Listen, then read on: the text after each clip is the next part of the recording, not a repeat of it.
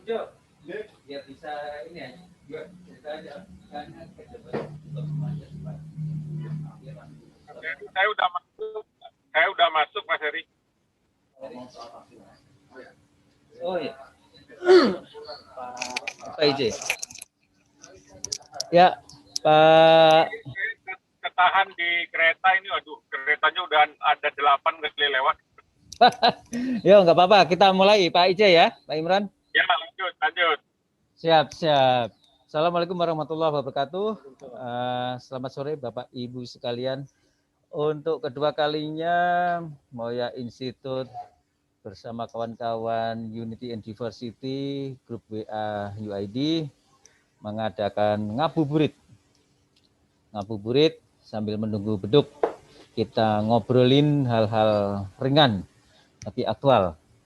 Minggu lalu soal medsos ada Chief Rudiantara dan Mas Ramzi yang bicara, ada Kiai Khalil Nafis. Sore ini kita bicara yang ringan juga, tapi kita ingin dengarkan masalah Papua. Kita seperti ketahui 3 hari lalu berduka dengan meninggalnya salah satu perwira terbaik TNI kita, Brigjen TNI I Gusti Putu Dani Karyanugraha, yang kemudian terjadi kontak senjata dengan kelompok separatis dan teroris KST, KPT, yang sebelumnya dilabelin kelompok kriminal bersenjata atau KKB. Almarhum meninggal dalam kontak senjata tersebut, dan juga satu polisi bernama Barada Komang yang juga gugur di distrik Ilaga.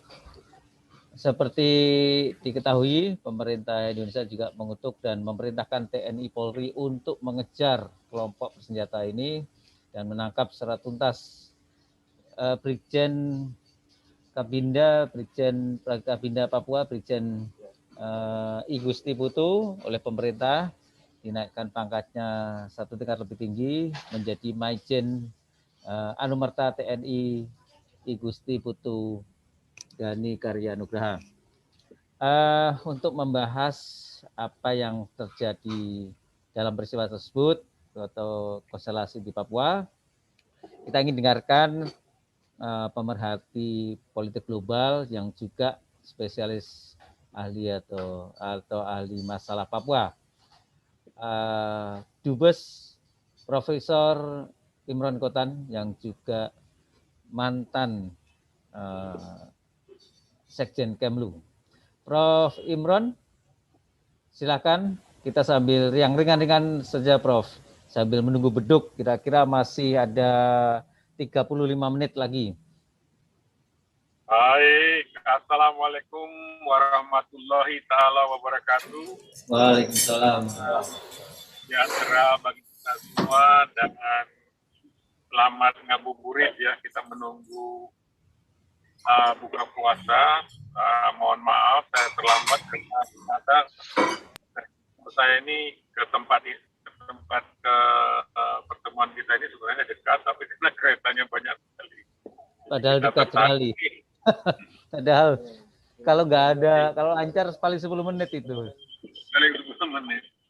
Baiklah, memang Papua ini agak sedikit delicate ya, karena banyak faktor sehingga membuat kadangkala banyaknya faktor yang berkelindan ya, membuat kita tidak jernih melihat permasalahan.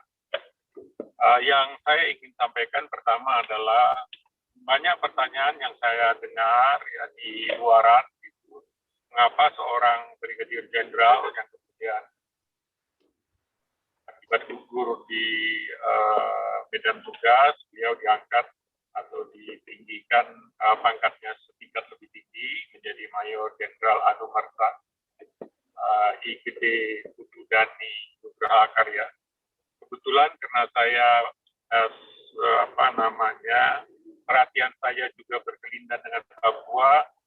Dalam beberapa kesempatan saya juga bertemu, berdiskusi, meminta pandangan beliau dari segi teknis di lapangan. Apakah observasi saya itu valid atau tidak? Ada aspek-aspek tertentu dari konflik yang terjadi di Papua. Pertanyaan pertama yang saya dengar berkeliaran di luar begitu ya, kenapa pemerintah mengirim seorang brigadir jenderal ke daerah yang sedang katakanlah mengalami gangguan keamanan oleh kelompok separatis Papua, yaitu di Ilaga, tanpa mengetahui bahwa yang bersangkutan itu sebagai Kabinda, ya, kepala bin daerah Provinsi Papua, itu wilayah kerjanya. Jadi kalau seseorang itu berkunjung ke wilayah kerjanya, itu sesuatu yang normal-normal saja. Memang wilayah kerjanya. Seperti saya, kalau sebagai duta besar di Tiongkok dan Mongolia, saya berkunjung ke Mongolia, ya itu tidak ada yang heran, tidak ada sesuatu yang aneh, karena itu memang wilayah kerja saya ya. Jadi itu sudah terjawab mestinya, karena itu adalah Ilaga, Duga, Itadipa, itu adalah wilayah kerja beliau almarhum. Jadi kalau dia berkunjung itu biasa-biasa saja. Tentu saja dalam berkunjung karena situasi keamanan pada saat itu pasca penyerangan oleh kelompok separatis Papua yang membakar rumah, pesawat, tentu dia mendapatkan pengawalan sehingga terjadi kontak senjata, yang kontak senjatanya juga tidak dalam skala besar ya. Jadi sebenarnya itu bisa dijawab bahwa dia sedang berkunjung wilayah kerjanya. Yang masalah itu adalah sekarang memang ada keambiguan lah katakan ya mengenai KSP ini, kelompok separatis Papua ini. Ada yang mengatakan bahwa dia bukan kelompok separatis, tapi dia adalah kelompok kriminal bersenjata. Ini kan istilah-istilah yang mempunyai konsekuensi hukum dan politik. Tapi secara esensial, substantif, dia itu tidak bisa mengatakan dirinya sebagai kelompok kriminal bersenjata karena aspirasinya adalah memerdekakan diri dari negara kesatuan Republik Indonesia. Jadi esensi utamanya adalah separatis. Karena aspirasinya itu memang memerdekakan diri. Jadi kalau kita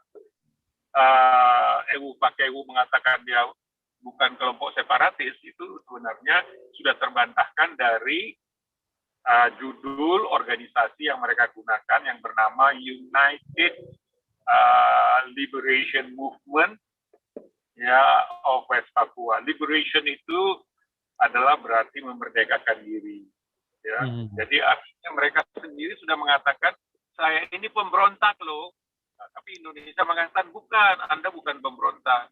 Anda itu adalah kelompok kriminal bersenjata. Jadi substansinya nggak kena, tapi oke lah, ini istilah-istilah politik yang saya tidak mau mendalami, tapi yang jelas esensinya mereka itu adalah kelompok separatis, karena sudah mendeklarasikan dirinya, baik dari nama maupun tujuan yang ingin dicapai, adalah memisahkan diri dari negara kesatuan Republik Indonesia, bertentangan dengan resolusi Sidang Majelis Umum PBB 2504 tahun 69, yang menegaskan bahwa Papua itu adalah bagian integral wilayah negara kesatuan Republik Indonesia. Itu satu hal. Ya. Hal lain, ada yang membantah, mereka itu bukan teroris. Kenyataannya, tindakan-tindakan mereka itu bisa, tidak hanya bisa, harus diklasifikasikan sebagai tindakan-tindakan terorisme. Mengapa? Alasannya a very simple one. Mereka itu dalam rangka mencapai tujuan memerdekakan diri dari negara kesatuan Republik Indonesia menggunakan cara-cara teror untuk mencapai tujuan tersebut. Apa tindakan terorisme atau tindakan-tindakan teror yang mereka lakukan? Yaitu menyerang, pertama soft target. Itu adalah ciri-ciri terorisme di mana saja.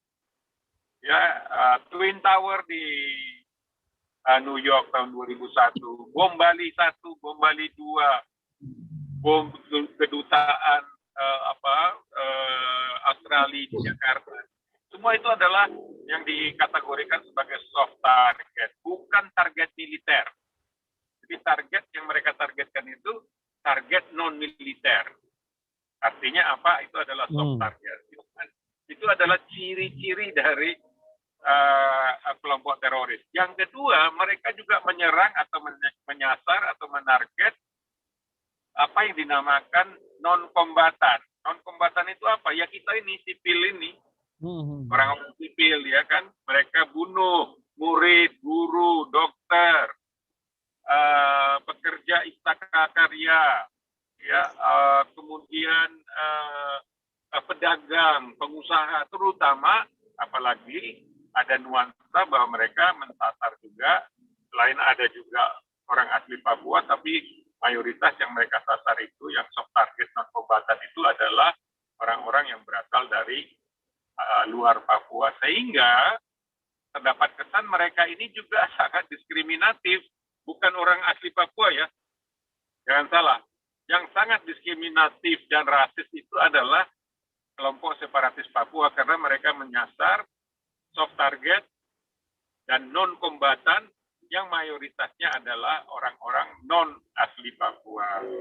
Nah, lebih jauh dari itu, mengapa kita katakan mereka termasuk kategori kelompok teroris, sesuai dengan undang-undang terorisme kita juga, dan internasional, mereka juga merusak, membakar, menghancurkan sasaran-sasaran apa yang dinamakan FASUM dan PASOS, fasilitas umum dan fasilitas sosial, seperti masjid misalnya di peristiwa Tolikara. Ya, selain membakar orang, juga mereka membakar masjid. Kemudian menyerang pesawat, penumpang. Kemudian membakar puskesmas, sekolah, itu kan PASOS dan FASUM yang sebenarnya sangat dibutuhkan oleh orang asli Papua untuk maju. Nah, ini yang membuat sebenarnya secara substantif esensi mereka itu adalah kelompok teroris. Jadi kalau ada pihak-pihak yang mengatakan mereka itu kelompok separatis teroris, saya tidak akan bantah karena esensinya memang mereka adalah kelompok separatis teroris. Nah, problemnya adalah keputusan politik. Nah, ini yang tentu pemerintah, saya tidak bisa bicara atas nama pemerintah ya.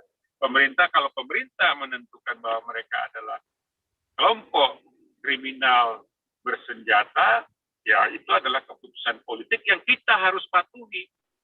Itu adalah keputusan pemerintah. Tetapi esensinya, keputusan politik pemerintah itu tidak menghapus esensi bahwa mereka itu adalah kelompok separatis dan pada saat yang bersamaan adalah kelompok teroris. Ya. Keputusan politik pemerintah tidak menghilangkan esensi atau substansi bahwa mereka itu adalah kelompok yang ingin memisahkan diri, yaitu kelompok separatis, dan juga menggunakan cara-cara teror untuk melakukan atau mencapai tujuannya. Ini yang barangkali yang perlu kita pahami. Tentu saja ada perbedaan-perbedaan nuansa di sana sini, tapi esensinya kira-kira begitulah ya. Dan ini akan terus berlanjut dengan membentengi bahwa mereka ini adalah bukan kelompok separatis, maka mereka kalau terjadi serangan dari pihak kita, mereka mengatakan pemerintah Indonesia ya dari perspektif mereka melakukan pelanggaran HAM karena kami kan rakyat biasa, biasanya begitu. Kalau siang malam mereka menjadi gerilyawan, yang mereka menjadi masyarakat awam, tapi ketika ditarget mereka mengatakan itu pelanggaran HAM. Nah, ini yang membuat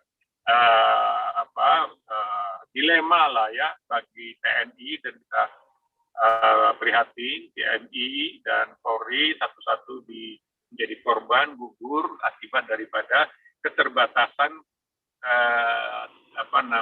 keterbatasan kewenangan mereka untuk menumpas kalau dia disebut sebagai kelompok separatis teroris, itu by law undang-undang kita mengharuskan TNI Polri menumpas mereka. Tapi sekarang ini belum menuju ke sana sehingga ada batasan-batasan seolah-olah pemerintah TNI Polri dalam posisi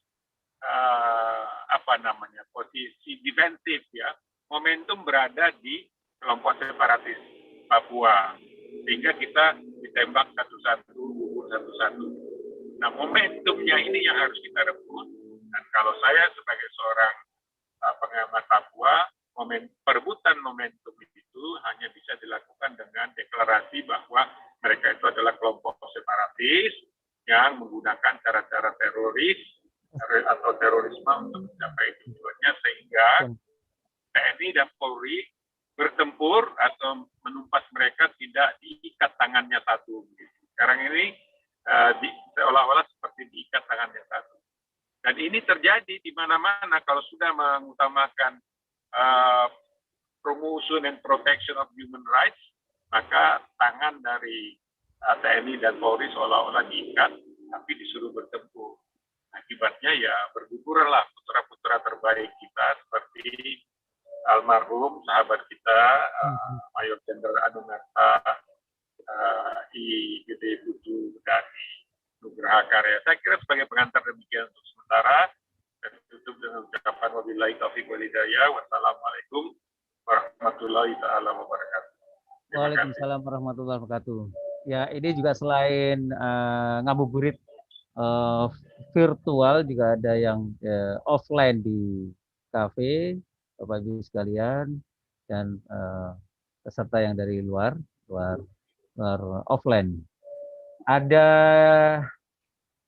Brigjen Pol Sulistya Pujo.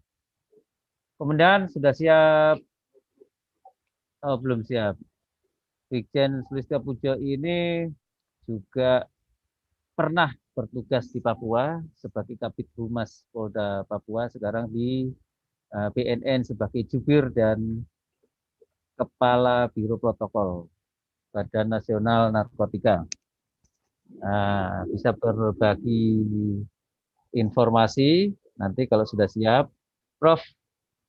Imron, ini juga ada beberapa pertanyaan ya.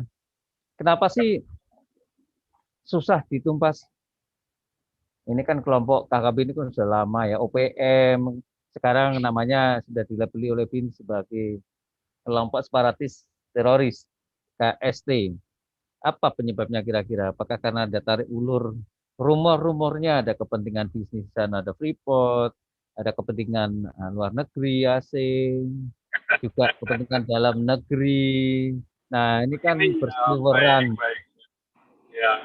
Begini, saya jawab dulu mengenai keterlibatan asing di Papua ya.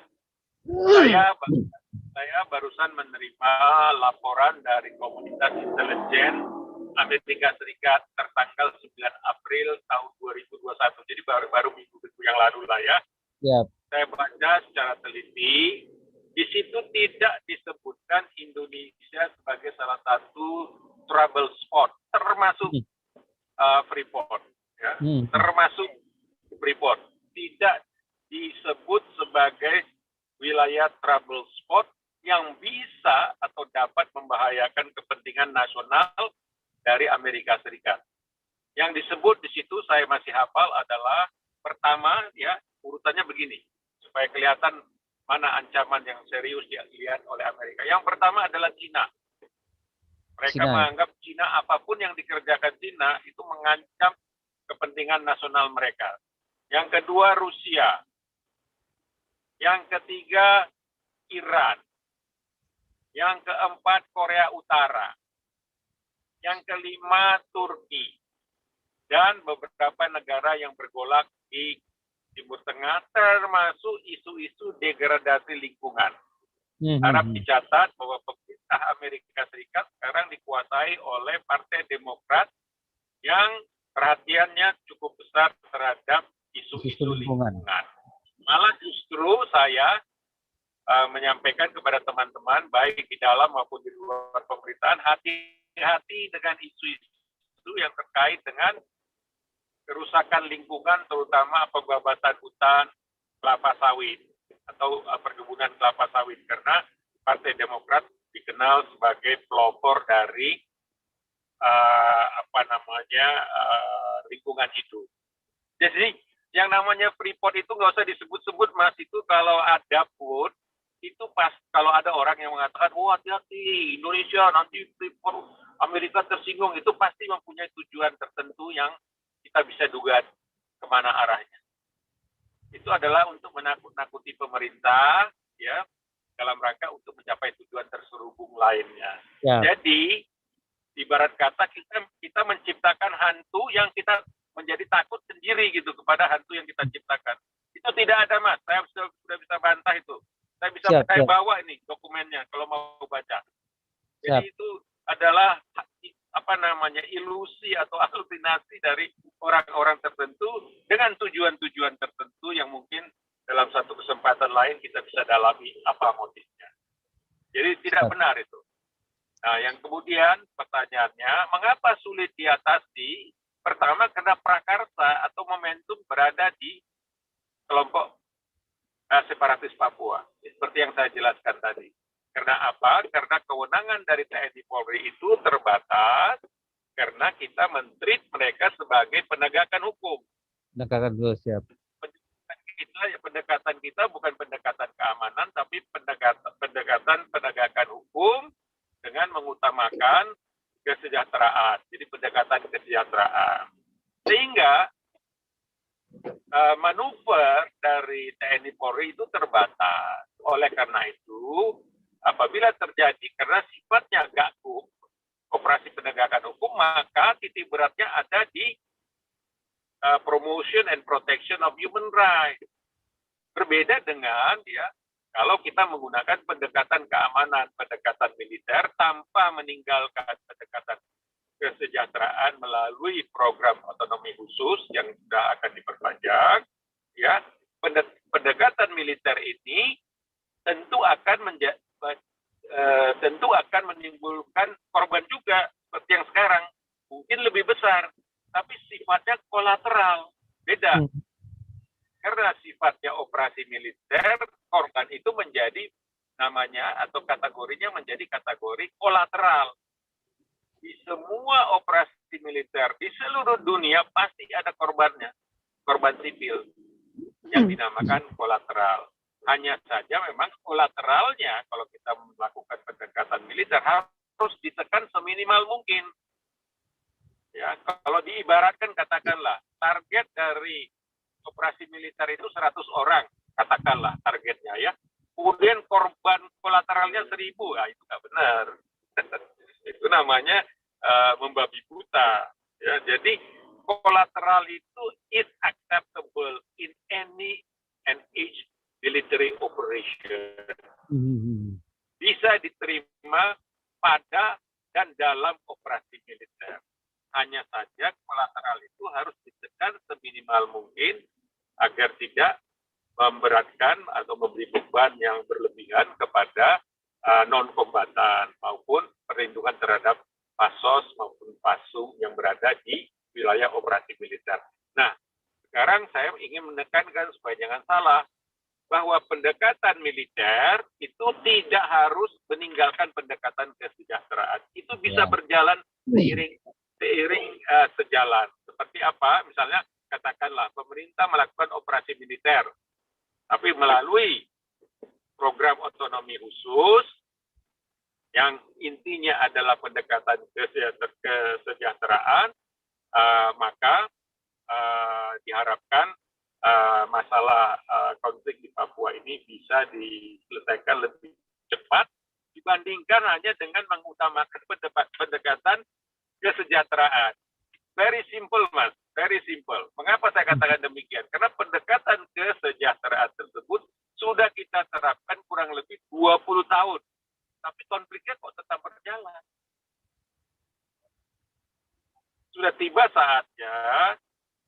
saatnya kita mereview kembali apakah memang betul pendekatan kesejahteraan ini harus kita teruskan tanpa diimbangi atau tanpa dibarengi oleh operasi militer. Ini adalah pertanyaan yang sangat legitimate Karena kalau tidak ini akan seperti vicious circle ya, berputar-putar di situ saja begitu. Ini bagi saya adalah bahan masukan bagi pemerintah. Ya, saya terima kasih diberi kesempatan untuk ini. Mudah-mudahan ada dari pihak pemerintah yang mendengarkan dan kemudian mencoba mengkaji. Karena praktis pendekatan kesejahteraan untuk mengangkat harkat martabat dari OAP selama 20 tahun terakhir ini gagal. Kenapa gagalnya? Karena konfliknya masih berlangsung sampai sekarang dan kita tidak tahu kapan berhentinya. Oleh karena itu, jangan takut. Ya, ada kelompok orang yang menakut-nakuti. Kalau kita melakukan operasi militer, muncul hantu Amerika gitu. Padahal hantu itu tidak ada gitu. Saya bisa buktikan kok. Gitu. Ya, artinya Pak Dubes ini kan biasa seliweran di masyarakat ya. Alhamdulillah kalau nggak ada sudah atas sepengetahuan dan pengalaman Pak Dubes. Jadi itu tidak ada ya keterlibatan terlibat maupun asing. Brigjen Pujo sudah bergabung dan barangkali masih ada 5 menit. Ada yang perlu disampaikan nih. Mantan Kabid Humas Polda Papua. Pengalamannya medan yang begitu terjal di Papua ini. Silakan, Brigjen Pujo.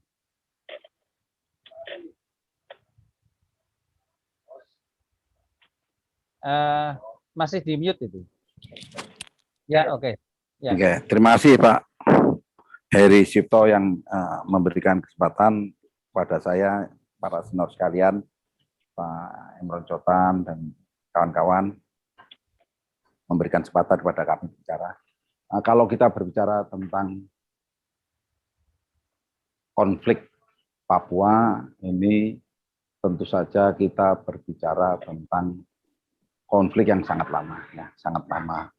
Dulu KKB sebelum KKB muncul istilah KKB kelompok kriminal senjata saat Pak Kapoldanya Pak Tito Karnavian. Kebetulan saya Kabid Humasnya pada waktu itu.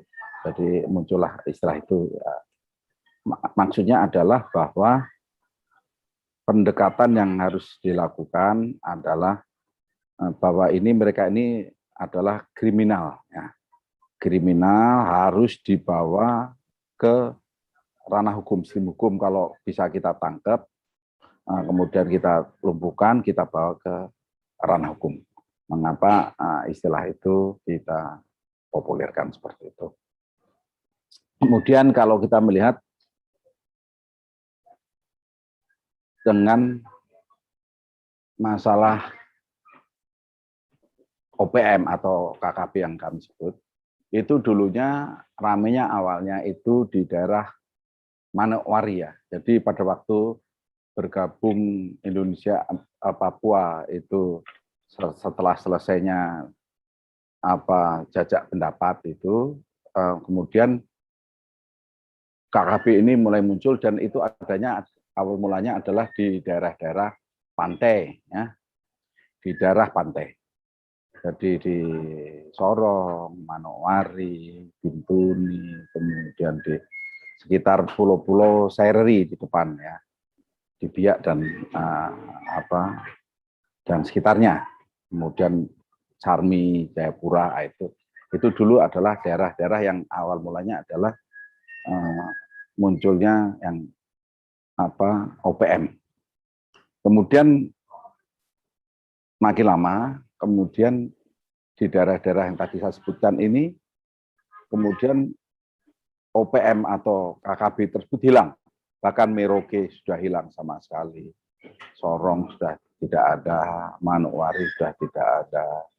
Kemudian Kepulauan itu sebagian masih sudah sangat minim. Kemudian di daerah namanya Jayapura Kabupaten itu juga sudah sangat minim. Tetapi kemudian berkembang di daerah pegunungan. Ya. Kalau kita melihat dari kelompok-kelompok pegunungan, artinya bahwa daerah-daerah itu adalah daerah Mipago dan Lapago, daerah pegunungan dari dari Pegunungan Bintang sampai perbatasan Timika. Itu yang menjadi ramenya. Kemudian kalau kita mencermati tentang kriminal, kelompok kriminal bersenjata ini, biasanya mereka melakukan teror kepada masyarakat. Yang paling banyak mereka melakukan teror kepada masyarakat. Seringkali mereka menembakin tukang ojek, pedagang, bahkan juga berapa kali tokoh-tokoh agama juga ada ditembak. Kemudian guru, nah, yang menjadi sasaran mereka itu untuk menimbulkan rasa takut, ya, rasa takut. Bahkan juga berapa kali melakukan pembakaran fasilitas umum. Terakhir itu pesawat. Kemudian sejak Benny Wenda lari ke luar negeri, mendapatkan review di negara Eropa, salah satu negara Eropa, itu mereka mengembangkan namanya sayap luar negerinya, ILWP. Nah, sayap luar negeri itulah yang menghembus-hembuskan terus-menerus tentang putar balik fakta bahwa Indonesia melakukan kegiatan-kegiatan seperti genosida, pelanggaran HAM, dan lain-lain. Oleh karena itu, menindaklanjuti atau menyambung daripada Pak Imron Cotan tadi, bahwa memang cara bekerja kita harus sangat holistik, ya, sangat holistik. Karena ini adalah bangsa kita, ya, rakyat kita bersama yang ada di Papua, dan rakyat Papua ini adalah rakyat yang pertama kali ikut bersama kita sejak mungkin 1928 sudah ikut bersama. Jadi rakyat kita bersama. Jika ada memang sekelompok kecil yang melakukan gerakan-gerakan insurgensi dengan melakukan gangguan Kamtibmas, itu pendekatan yang layak, itu adalah pendekatan keamanan. Jadi mereka harus dibawa ke ranah hukum, nah gitu. Dengan tentu saja bantuan dari TNI, kemudian bantuan dari kementerian terkait, termasuk juga gerakan kita bagaimana agar di fora nasional dan internasional kita tidak kalah, ya, baik diplomasi dan lain-lain. Ini penting sekali agar saat melakukan pendekatan keamanan di dalam negeri ini tidak terganggu kejiwaan daripada pengambil keputusan saat mengambil keputusan dengan melakukan penegakan hukum. Tentu saja sudah banyak pengalaman dari mantan pendiri OPM sendiri pun itu juga sudah kemudian membalik arah, membelot kepada tanah air kita. Kembali lagi udah nggak mau lagi hidup di pengasingan, di exile, kemudian mereka balik lagi. Ini banyak sekali. Mereka juga sudah memberikan kesaksian-kesaksian, dan itu yang penting terus-menerus harus kita gembar-gemborkan bahwa sebetulnya mereka juga sudah salah arah, mengambil arah, dan orang-orang pendirinya pun sudah pada kembali ke pangkuan ibu. Kemudian mengenai tadi makin adanya beberapa kali tindakan KKB di pegunungan, karena tadi sampaikan di pantai, ya, di Saireri, Mamta, ya kan. Kemudian yang Animha atau H-Anim di Merauke itu sudah tidak ada sama sekali. Dulu penuh sekali. OPM sekarang sudah tidak ada. Artinya sebetulnya sejak Republik Indonesia Merdeka ke sekarang itu ada keberhasilan di mana seluruh pantai di seluruh Papua ini sudah tidak ada namanya OPM. Mereka sudah menatap lurus ke depan untuk menatap membangun bersama bangsa Indonesia. Hanya memang di wilayah pegunungan ini bagaimana formula yang harus kita capai agar formula yang dulu sama yang dilakukan oleh pemerintah Indonesia di pantai-pantai itu bisa juga diterapkan dan berhasil di pegunungan. Itu aja yang bisa saya sampaikan.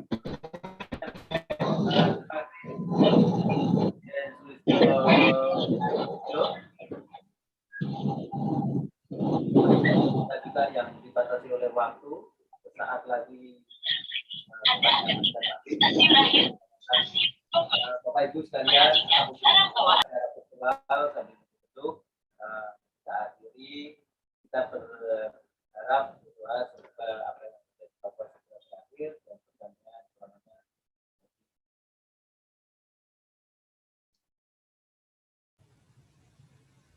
Gimana?